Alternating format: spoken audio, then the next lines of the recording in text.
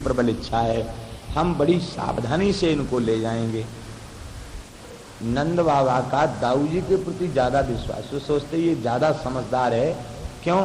ये तो रोहिणी को बेटा है और रोहिणी नगर की रहवे वाली, और ये तो हमारे गांव को छोरा है, ये बहुत लाडलो है, बड़ा नटखट है, ये ज्यादा बुद्धिमान नहीं है। भगवान के लिए यही सोचते हैं बाबा। कहते अच्छा दाऊ, अब तू कह रहा है तो तू चलो जा मथुरा दर्शन कराएला, पर एक शर्त है, मैं या कन्हैया को हाथ तेरे हाथ में दूं या कि अंगुरिया कहूं भी छोड़ मत दियो। अच्छा जो आ गया बाबा। रामावतार में ठाकुर जी ने लखनलाल जी के बहाने नगर दर्शन किया। नाथ लखनपुर देखन चाही, प्रभु संकोच डर प्रगट न करें, जो राउर आयुष में पावहूं, नगर दिखाए तुरत ले आव। आज दाऊ जी ने कहा कि आपकी आज्ञा हो तो नगर दर्शन करा लाएं। बोले चले जाओ। जैसे ही मथुरा में पहुंचे हैं, मथुरा की नागरियां बेवल होकर के दौड़ी हैं।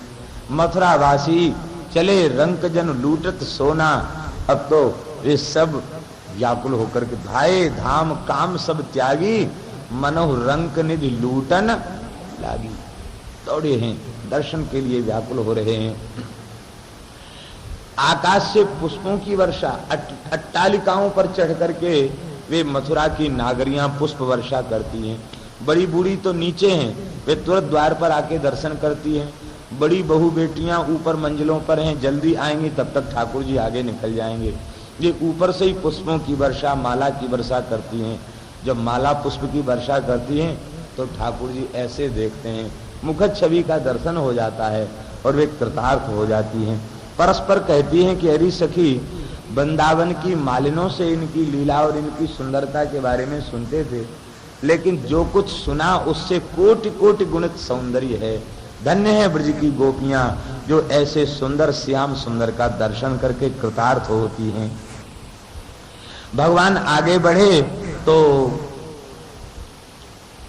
बालकों के मन में आ रहा था कि ये मथुरावासी बढ़िया कपड़े पहने हैं, हमारे कपड़े तो बहुत अच्छे नहीं हैं। रंगकार आ रहा था। धोबी दो तरह के होते हैं, एक कपड़ा धोने वाला, एक रंगकार। ये रंगकार था, बढ़िया छीट कस के ला रहा था। और वे नए कपड़े थे, पुराने पहने हुए कपड़े नहीं थे। कच्चा रंग निकाल के बढ़िया से प्रेस करके और उनको तह बना करके गठरियों में बांध करके ला रहा था। तमाम नौकर थे जो गठरियां लेकर के चल रहे थे, क्योंकि धनुष यज्ञ में वे सब मंत्रियों के लिए, राजाओं के लिए सुंदर सुंदर कपड़े, नातेदार रिश्तेदारों के लिए, कंस के परिवार के लिए सुंदर सुंदर कपड़े बनाए गए थे। स्वर्ण के तारों की नक्काशी, मणि और हीरे उसमें जड़े गए थे। बड़े कीमती बहुमूल्य वस्त्र थे। उन वस्त्रों को लेकर जा रहे हैं। ठाकुर जी बोले कि देखो, हमारे इन सखाओं को कुछ वस्त्र दे दो। इतना सुनते वो धोबी क्रोध से लाल हो गया और बोला कि अरे मूर्खो, गैया चराने वाले ग्वारियों, राजाओं के कपड़े पहनना चाहते हो? तुम्हें पता नहीं है यहाँ मरने के लिए तुमको बुलाया गया है, तुम्हारे सिर पर तो मौत नाच रही है। भगवान बड़ी जोर से हंसे, बोले हम तो नम्रता और सभ्यता की भाषा बोल रहे हैं और ये कह रहा है कि तेरे सिर पर मौत नाच रही है। भगवान ने हंस करके कहा कि अभी फैसला करता हूं कि हमारे सिर पे मौत नाच रही है कि तेरे सिर पे। ऐसा तमाचा जड़ा। भगवान जाने कैसा तमाचा था। एक तमाचे में ही उसका मस्तक धड़ से अलग होकर के मार्ग पर, राजमार्ग पर उछलने लग गया। अब जब उस्ताद की ये दशा भई तो बाकी जितने थे सब गठरी मुठरी पटक पटक के भाग गए। बोलो भक्तवत्सल भगवान की। सब विद्याएं भगवान से प्रकट भई। एक महात्मा कहते कि जूड़े कराटे की विद्या इस समय चली है ना, इसके मुख्य आचार्य श्री कृष्ण ही। ऐसा कराटा मारा गर्दन में कि कट गई महाराज, हाथ ही तलवार बन गई, गर्दन उछलने लग गई। ग्वाल बाल भी सहम गए। अरे कन्हैया, तेने ये शहर के बीचों बीच में कहा कर दियो। मथुरावासी भी घबरा गए, ये क्या हुआ। भगवान ने कहा निश्चिंत हो जाओ, हमारे पराक्रम को नहीं जानते हो क्या? बढ़िया बढ़िया कपड़े पहनो। उन सब बालकों ने कपड़े पहने तो नाप के कपड़े तो थे नहीं, ये तो विशाल काय कंस के सेवकों के कपड़े थे। अब वो कुर्ता पहन लें तो कुर्ता नीचे तक लटक रहा है, धोती संभाले नहीं संभल रही है, पगड़ी से पूरा मस्तक ढक गया। एक दूसरे को देख देख के हंसने लगे। मथुरावासी भी उनकी वेशभूषा को देख के हंसने लगे और वे सब कहवे लगे, कन्हैया तेने तो हमारी बड़ी जोर की हंसी कराई है मथुरा में, सब देख देख के हमारे कपड़ान ने देख देख के सब हंस रहे हैं। ठाकुर जी बोले कपड़ा पहना ही इसलिए जाता है कि लोग प्रसन्न हो देख करके, और देखो कितने बढ़िया कपड़े हैं कि देख करके सारे मथुरावासी हंस रहे हैं और तुम सब हंस रहे। बोले हंस नहीं रहे हैं, ये सब हमारी मजाक बना रहे हैं, हंसी उड़ा रहे हैं। भगवान बोले चिंता मत करो, हमारा यहाँ दर्जी भगत रहता है, जिसकी दुकान में ये कपड़े सिले हैं उसी के पास चलते हैं। भगवान दर्जी भगत के पास गए, पृथ्वी पर लौटकर साष्टांग वंदन किया। महाराज आज्ञा करें, ये सब हमारे सखाओं के कपड़े ठीक कर दो।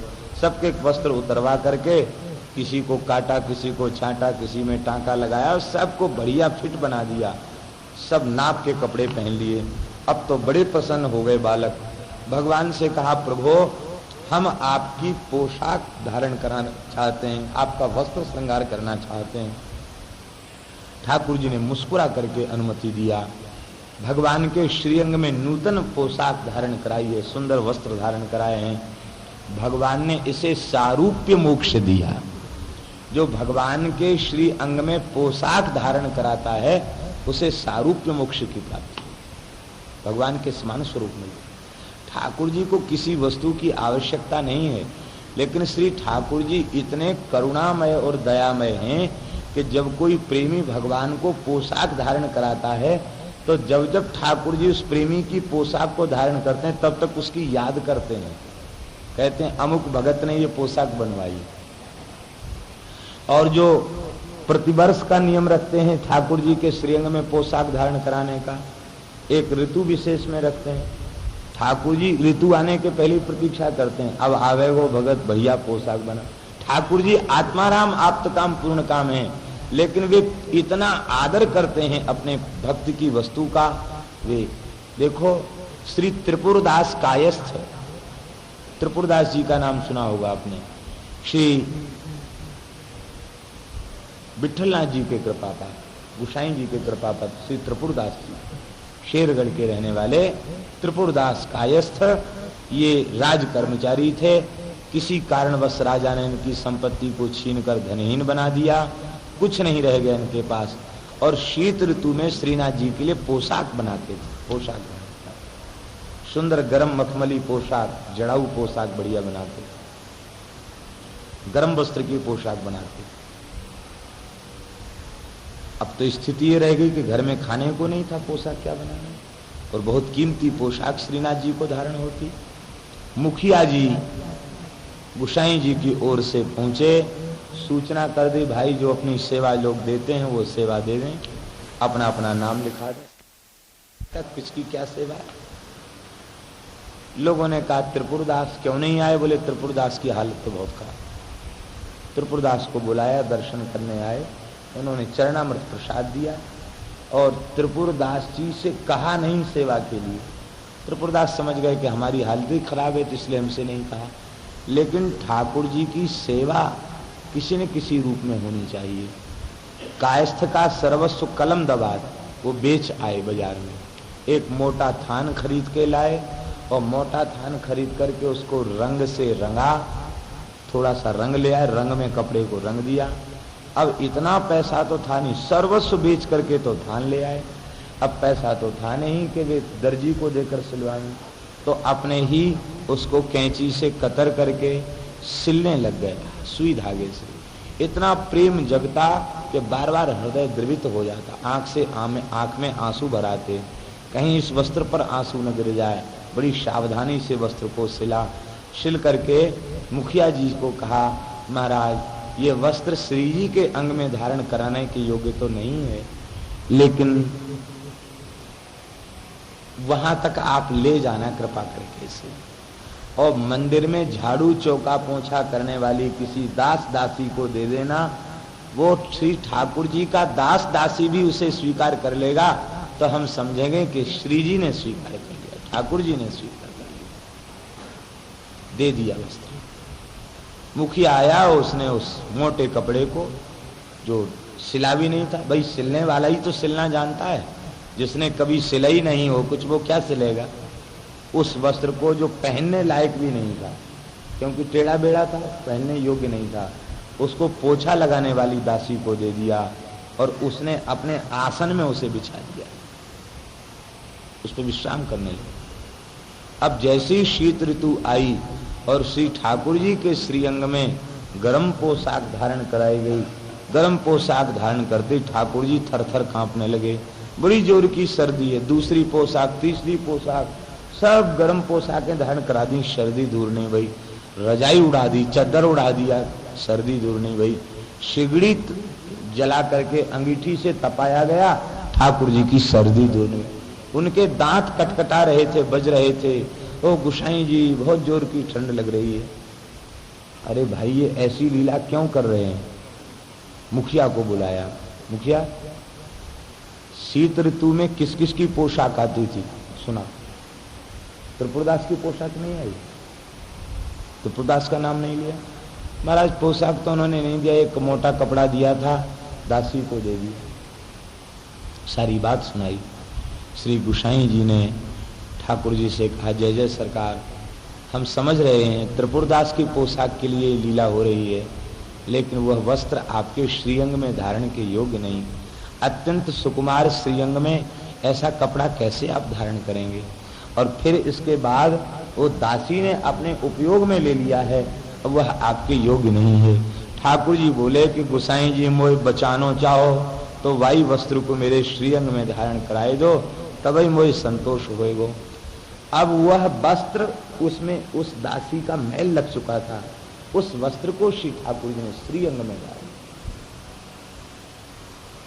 ऐसी हरि करत दास पर थी। कोई भी वस्तु प्रेम से दे ठाकुर जी उसे अंगीकार करते हैं।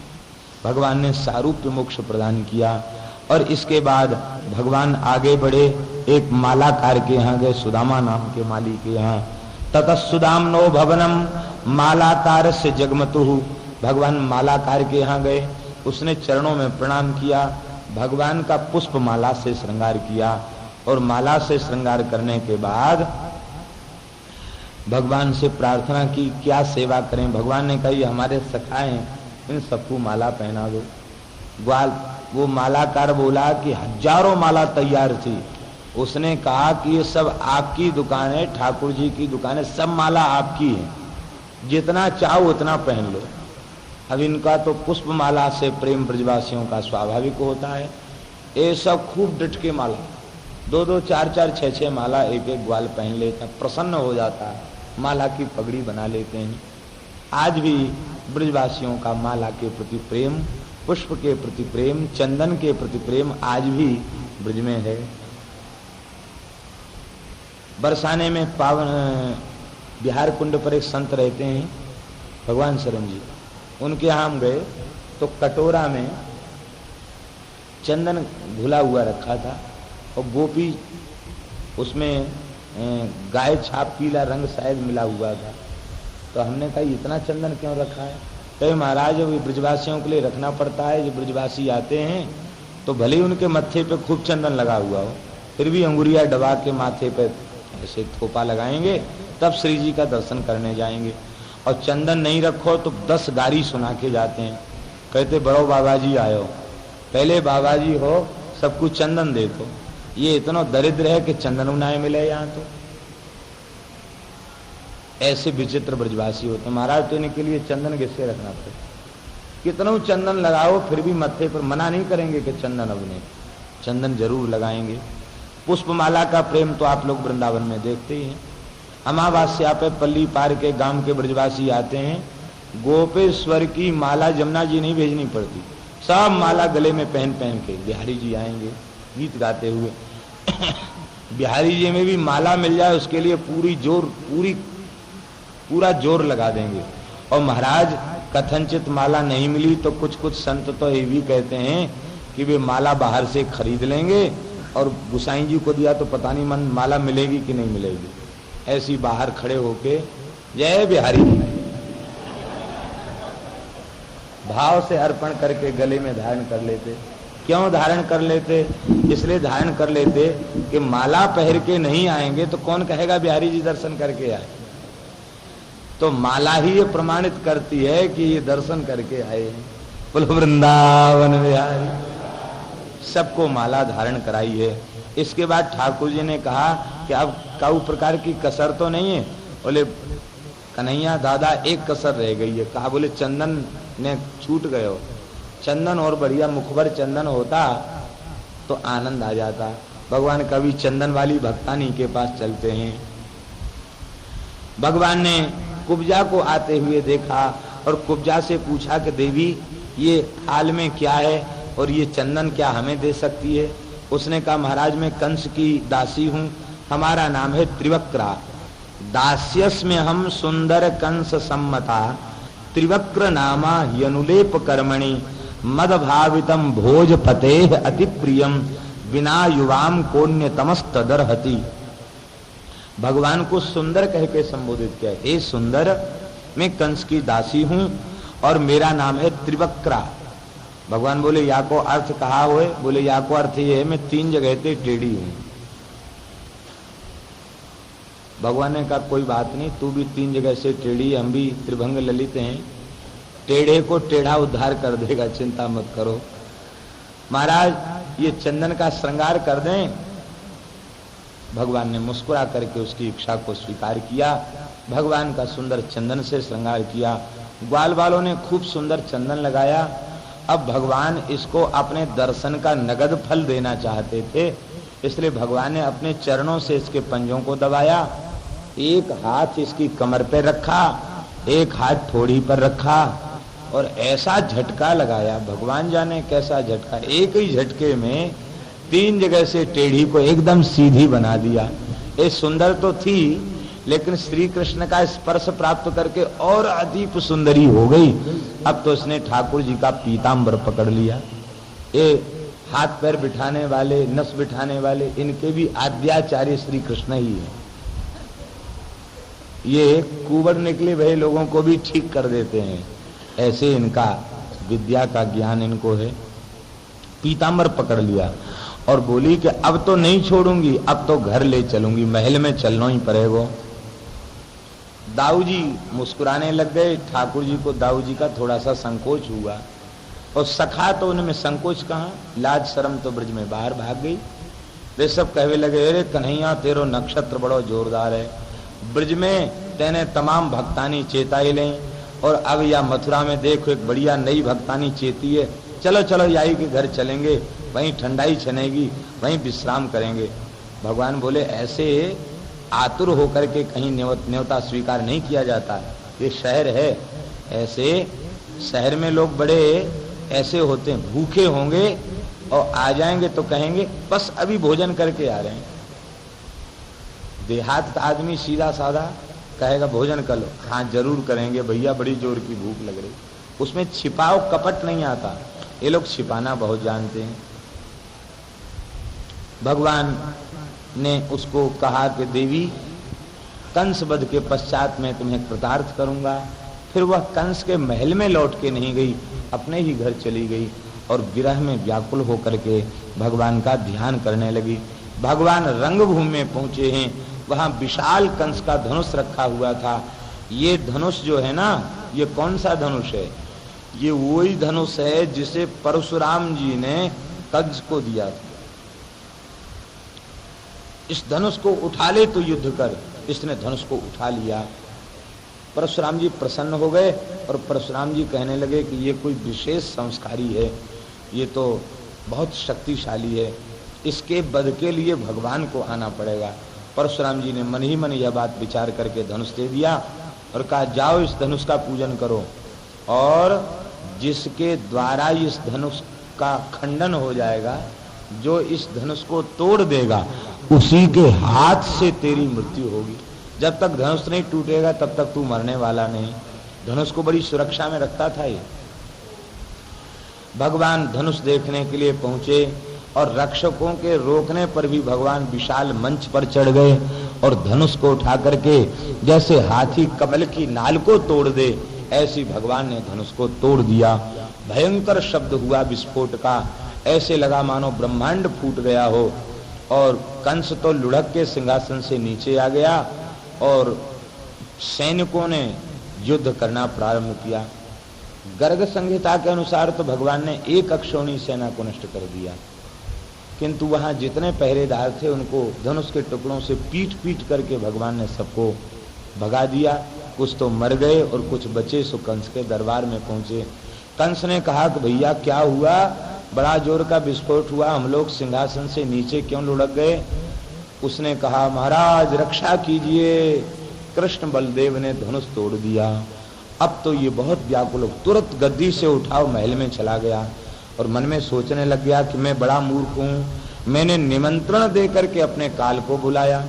अच्छा था वो ब्रज में ही बने रहते, हम जीते तो सही कुछ दिन, लेकिन ये नारद ये भी बहुत चतुर निकले। ये हमको ऐसी पट्टी पढ़ा के गए कि हमने अपना ही रथ भेज करके अपनी मृत्यु को बुलवा लिया।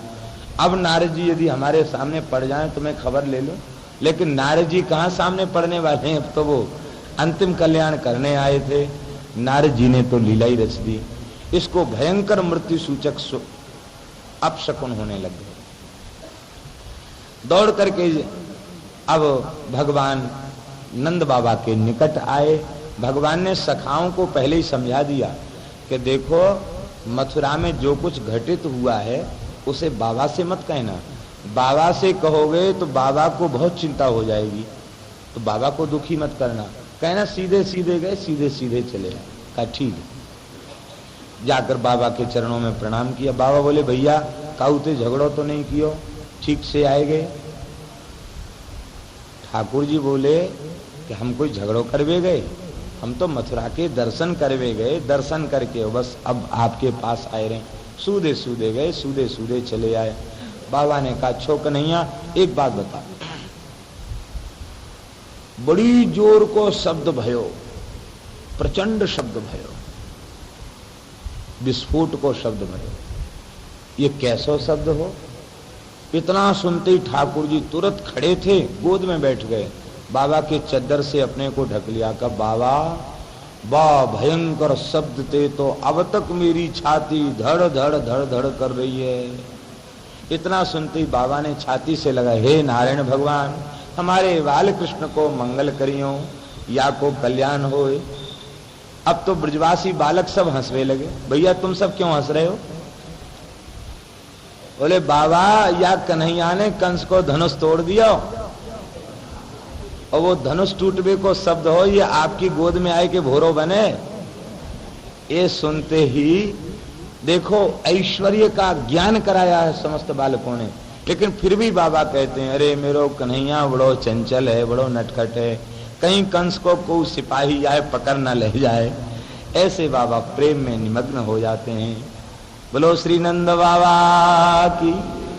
आज रात्रि को ठाकुर जी ने बाबा के निकट विश्राम किया है। रोज मैया के पास सोते, लेकिन आज बाबा के पास शयन किया है। कृष्ण बलदेव को रात्रि भर बाबा के निकट शयन किया है। बाबा बार बार उठकर बैठ जाते, शयन की झांकी का दर्शन करते, श्री अंग उभर जाता तो वस्त्र से ढक देते, दर्शन करके गदगद हो जाते।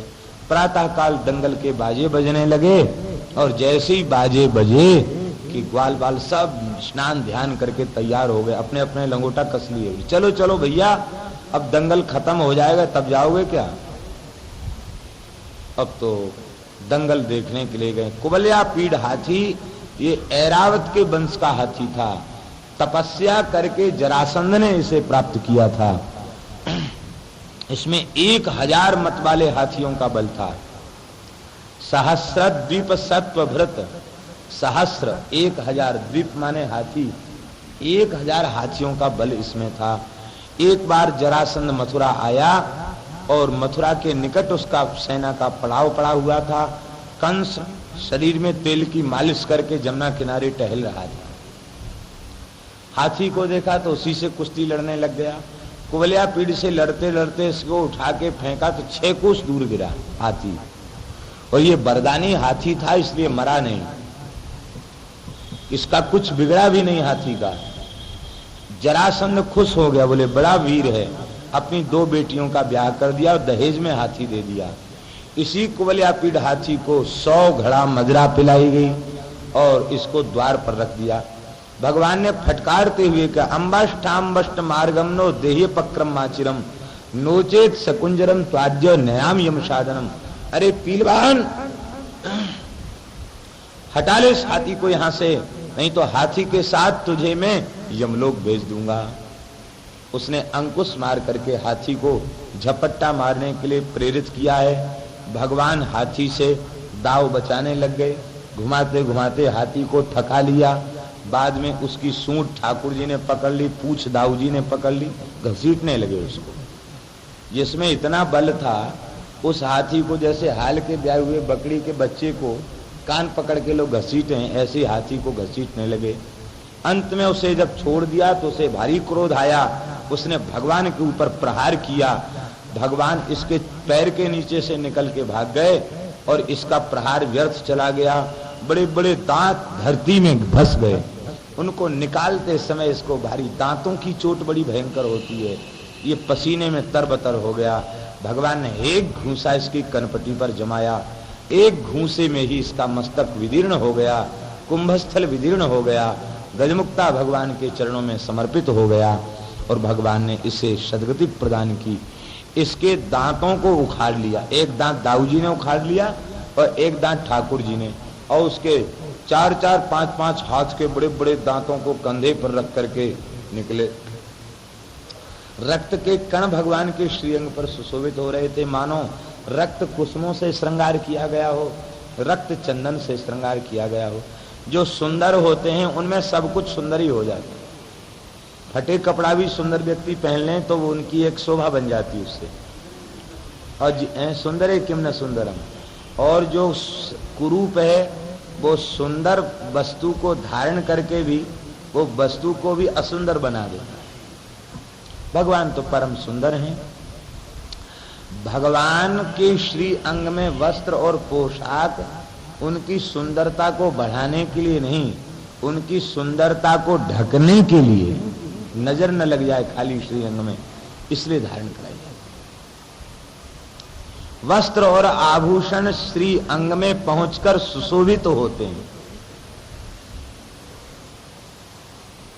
राधा रमन जी सुंदर पोशाक धारण करते हैं, बड़े सुंदर लगते हैं, लेकिन जब गर्मियों में लंगोटी लगा के खड़े होते हैं, हमको तो लंगोटी वाला स्वरूप ज्यादा अच्छा लगता है। चरण से लेके मुखारबिंद तक संपूर्ण श्री अंग के दर्शन होते। एक पतली सी लंगोटी लगा के, वो भी फूल की लंगोटी लगा के खड़े हो जाते हैं, बड़ी सुंदर झांकी होती है। इसलिए किसी कवि ने तो कहा कि जैसे जल के ऊपर काई आ जाती है तो जल का स्वाभाविक स्वरूप लुप्त हो जाता है, ऐसी महाराज ये काई के समान आभूषण है। इस तरह से किसी कवि ने वर्णन किया। भगवान का श्री अंग अत्यंत सुंदर है, बड़ी सुंदरता भई। जैसे ही भगवान भीतर पहुंचे कि अब तो सबने अपनी अपनी भावना के अनुरूप भगवान का दर्शन किया। मल्लानाम अश्निर्नाम नरवर स्त्रीणाम स्मरो मूर्तिमान गोपानाम स्वजनो सताम क्षितबुदाम शास्त्रा स्वपित्रो शिशु। मल्लों को अनुभव हुआ कि मूर्तिमान वज्र सार के बने हुए हैं। स्त्रियों को मूर्तिमान श्रृंगार के रूप में अनुभव हुआ। ग्वाल बालों को ये मेरे सगे संबंधी हैं इस रूप में अनुभव हुआ। कंस को अपनी मृत्यु के रूप में अनुभव हुआ। अर्थात जिसकी जैसी भावना थी सबको अपनी भावना के अनुरूप दर्शन दिया। जाकी रही भावना जैसी प्रभु मूरत देखी तिन तैसी। भगवान का दर्शन करके प्रेमी कैसे दर्शन कर रहे हैं, बड़ा सुंदर वर्णन है। पिबंत इव चक्षुर्भ्याम लिहंत इव जिह्वया जिघ्रंत इव नासाभ्याम श्लिष्यंत इव बाहुवी। मथुरावासी इतने प्रेम में डूब गए, लगता था आंखों से पी जाएंगे। लिहंत इव जिह्वया, जैसे किसी स्वादिष्ट वस्तु को कोई जीभ से चाटे और उसे स्वाद आवे, ऐसे दर्शन में ऐसा ही स्वाद उन्हें आ रहा था। जिघ्रंत इव नासाभ्याम, नासा छिद्रों से भगवान के श्रीअंग का स्पर्श करके जो पवन आ रहा था उसको नासिका से वे आघ्राण कर रहे थे और उनकी भुजाएं प्रेम में फड़क रही थी, मानो लगता था अपनी भुजाओं में श्री कृष्ण को भर लेंगे। इस तरह से उनकी स्थिति हो गई। चाणूर, मुष्टिक, सल तोसल, ये विश्व विजयी पहलवान, इन्होंने कहा कि देखो कंस हमारा राजा है, तुम बड़े वीर हो और हम लोग कुश्ती लड़कर प्रसन्न करेंगे। देखो ये टक्कर की कांटे की कुश्ती है, जो जीत जाएगा उसे इनाम मिलेगी, जो पराजित हो जाएगा उसे भी सांत्वना पुरस्कार दिया जाएगा। ये सांत्वना पुरस्कार ऐसा है, इसमें कोई खर्च नहीं होता है, इसमें बस ये बहुत अच्छा है, ठीक है आपका प्रयास भी अच्छा है, इसको सांत्वना पुरस्कार कहते हैं। योजना यही थी कि कुश्ती के बहाने मार डालना। भगवान बोले हम बालक हैं, बाला वयम तुल्यवलैः क्रीडिष्यामो यथोचितम, हम बालक हैं, बालकों के साथ हमको लड़ा दो। ये बोले, चाणूर बोला न बालो न कुशोरस्तम बलश्च बलिनांबर लील येभो हतो ये न सहस्र द्वीप सत्वभृत। ना तो तुम बालक हो न किशोर हो, बलवानों में भी बलवान हो, अभी कुबलिया पीड़ का एक घूंसे में बध करके आ रहे हो और कहते हो कि हम बालक हैं। तुम बालक नहीं हो, मीठी मीठी बातें मत बनाओ। भगवान बोले अच्छा इसका मतलब तू मरना ही चाहता है, तो हम